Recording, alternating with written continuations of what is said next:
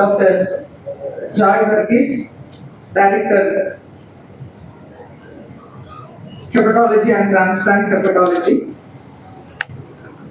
Dr. Jayanti Venkataraman, and Dr.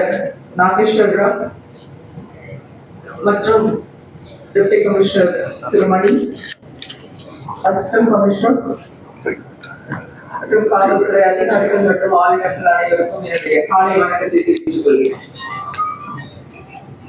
First of all, I should thank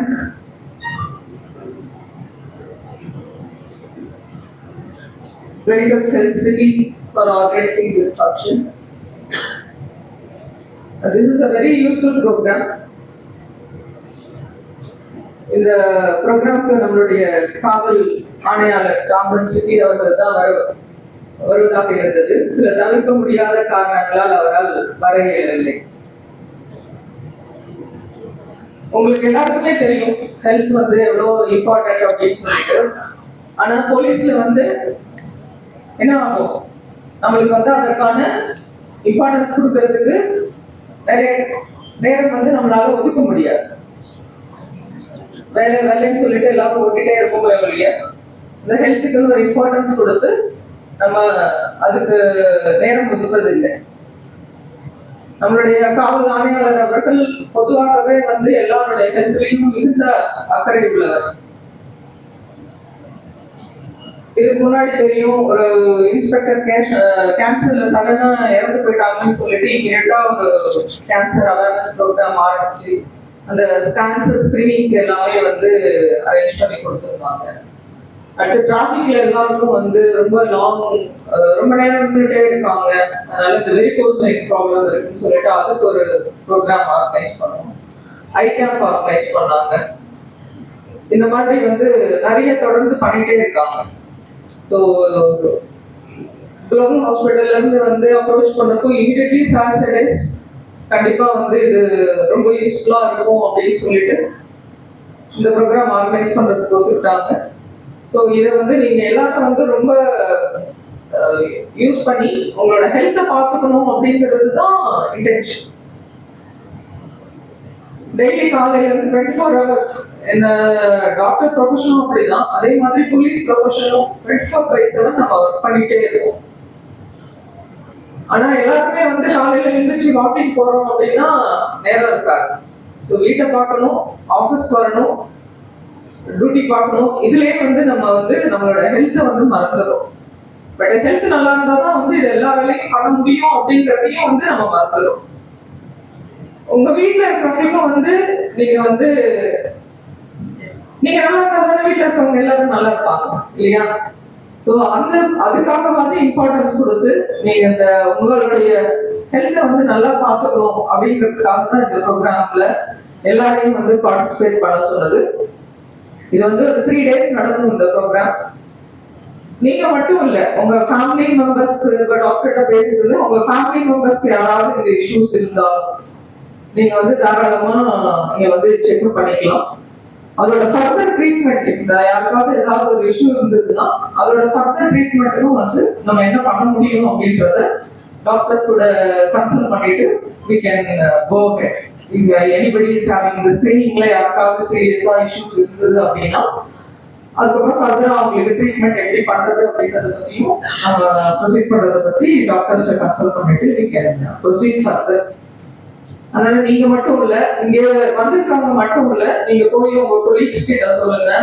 அது மாதிரி ACs வந்து you can tell your ரேஞ்சில் இருக்க எல்லா ஆஃபீஸர்ஸ்க்கும் சொல்லுங்க, ஆஃபீஸர்ஸ் அண்ட் போலீஸ் மேன் எல்லாருக்கும் சொல்லுங்க. யாருக்காவது ஹெல்த் செக்அப்ல வந்து இந்த மாதிரி ஃபேட்டி லிவர் ப்ராப்ளம் இருக்குது அப்படின்னா எல்லாருமே வந்து இந்த 3 days ப்ரோக்ராம்ல அவங்க கலந்துட்டு பண்ணிடலாம். இங்க வந்திருக்க ஒரு 200-300 பேர் தான் இந்த ஃபங்க்ஷனுக்கு கூப்பிட்டுருக்கோம்.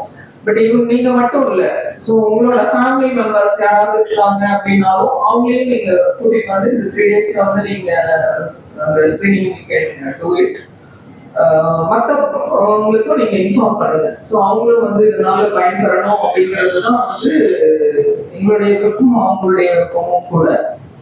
ஸோ இதை வந்து நீங்க பெஸ்டா பயன்படுத்திக் கொள்ளணும். உங்களுடைய ஹெல்த்தை வந்து நல்ல முறையில பார்த்துக் கொள்ள வேண்டும் என்று கேட்டுக்கொண்டு வாய்ப்பு நன்றி சொல்லி விடைபெறுகிறேன். Global fatty liver awareness day அப்படின்னு உலகம் ஃபுல்லாகவே ஃபேட்டி லிவர்னால ஒரு விழிப்புணர்வு எல்லாத்துக்கும் வேணும்னு சொல்லி ஜூன் 30th செலிப்ரேட் பண்ணாங்க. இது வந்து ஒரு நாளாக செலிப்ரேட் பண்ணாமல் இந்த மந்த்து ஃபுல்லாகவே, ஏன்னா அவேர்னஸ்ன்றது அந்த விழிப்புணர்வு எல்லா மக்களுக்கும் போய் சேரணும். அதுக்காக உலகம் ஃபுல்லாக இது செலிப்ரேட் பண்ணுறாங்க. இங்கே குளோபலாக இந்த கிளினிகல்ஸ் ஹெல்த் சிட்டியில் நாங்கள் வந்து இந்த ஃபேட்டி லிவருக்காக இந்த ஃபைப்ரோ ஸ்கேன், இது ஒரு இந்த மிஷின் மூலமாக இன்னும் கொஞ்சம் அதிகப்படியான அந்த கல்லீரலில் கொழுப்பு சேர்ந்து வரக்கூடிய பாதிப்பை தெளிவாக தெரியும். இந்த வியாதி வந்து பொதுவாக வந்து எந்த ஒரு சிம்டம்ஸ், இந்த ஃபேட்டி லிவர் வந்து சிம்டம்ஸ் அறிகுறி தரப்போகிறதில்ல. ஸோ அதனால இந்த மாதிரி ஸ்கேன்லாம் பண்ணி நம்மளுக்கு சிம்டம் இல்லாட்டினாலும், லிவர் சம்மந்தப்பட்ட எந்த ஒரு அறிகுறி தெரியாட்டினாலும் இதை பண்ணி இது எல்லாரும் பயனடைன்றதுக்காக இந்த நாளில் வந்து போலீஸ் உயரதிகாரியின் தலைமையில் இன்னைக்கு வந்து போலீஸ் செக்டார்ஸ் அவங்க இதில் நாங்கள் வந்து ஃப்ரீ அந்த கேம்ப் தொடங்கியிருக்கோம்.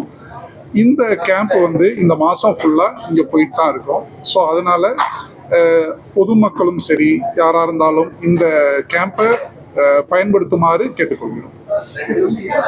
ட்ரீட்மெண்ட்டுன்னு எடுக்காமல் இருந்தோம்னா ஒவ்வொரு வருஷமும் ஸ்கேன் பண்ணுறப்ப அந்த ஃபேட்டி லிவர் அப்படியே தான் இருக்கும். ஒரு டயத்தில் அதனுடைய கிரேடுன்னு சொல்லுவோம், அது கொஞ்சம் கொஞ்சமாக கூடி செல்லு வந்து லிவர் செல் வந்து டெத்தாகும். ஃபஸ்ட்டு வந்து அந்த டெத் பர்சன்டேஜ் 5% இருக்கலாம், அது பேர் ஃபைப்ரோசிஸ்ன்னு சொல்லுவோம்.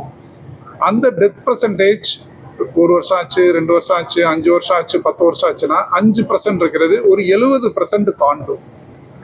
எப்பயுமே லிவர் வியாதி 70%க்கு மேலே நம்ம லிவர் எப்போ டேமேஜ் ஆகுதோ அப்போ தான் சிம்டம்ஸாக அறிகுறியாக வெளியே தெரியும்.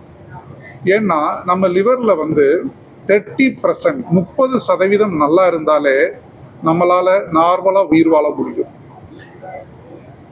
உதாரணத்துக்கு எப்படி சொல்லுவேன்னா, இப்போ லிவர் டிரான்ஸ்பிளான்ட்ல ஒருத்தவங்க வந்து அவங்களுடைய கல்லீரலில் 50% 60% வந்து லிவரால் இறக்க போகிறவங்களுக்கு தானமாக தர்றாங்க.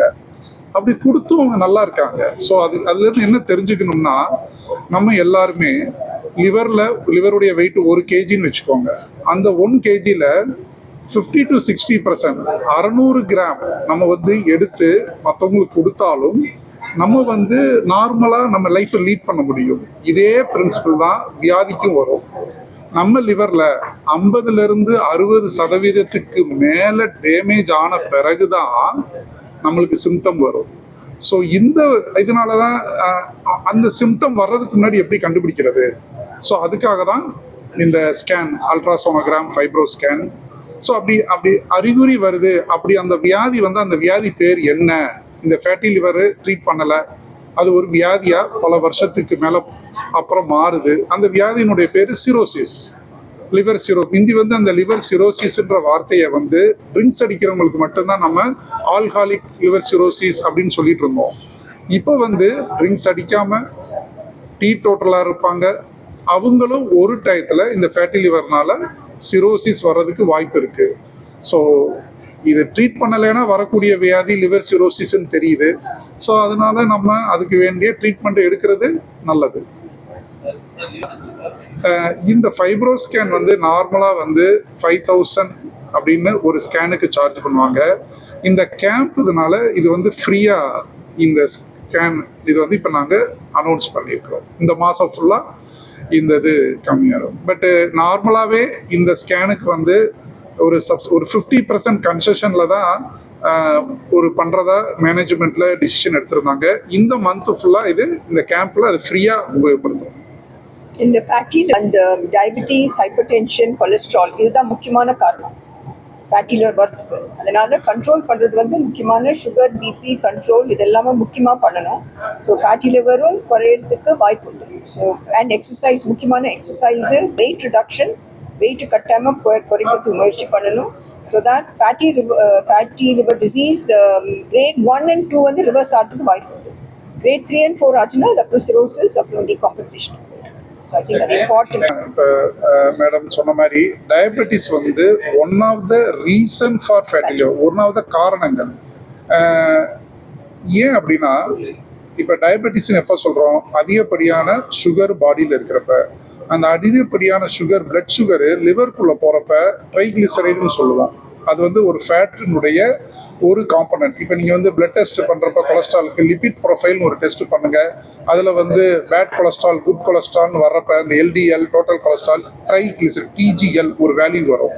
ஸோ இந்த டயபெட்டிஸ் கண்ட்ரோல் இல்லாமல் உள்ளவங்களுக்கு பிளட் சுகரு டிஜிஎல் ட்ரைக்ளிசரைடுன்ற ஒரு வகையான கொழுப்பாக மாறி அது லிவரில் போய் டெபாசிட் ஆகும். இதுதான் வந்து கம்மியாக டெபாசிட் ஆகிருக்கும். சுகரை கண்ட்ரோலே பண்ணாமல் இருந்தால் டெய்லி நம்ம சாப்பிட்டுக்கிட்டே இருக்கிறோம், சுகர் ஒரு லிமிட்டுக்கு மேலே போயிட்டே இருக்குது, அது எல்லாம் கொலஸ்ட்ராலாக மாறும்.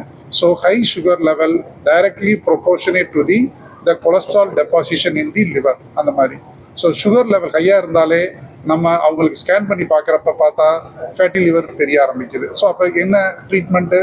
சுகரை கண்ட்ரோல் பண்ணுங்க. சுகரை கண்ட்ரோல் பண்ணுறப்ப அதுக்கு ப்ரொபோர்ஷனேட்டாக ஃபேட்டில் டெபாசிட் ஆன அந்த ஹை ட்ரைக்ளிசரைடு கொஞ்சம் கொஞ்சமாக டிசால்வ் ஆக தொடங்கும். So reversible. அது பண்ணாமல் விடுறப்ப தான் இந்த லிவர் சிரோசிஸ் இந்த மாதிரி போகுது.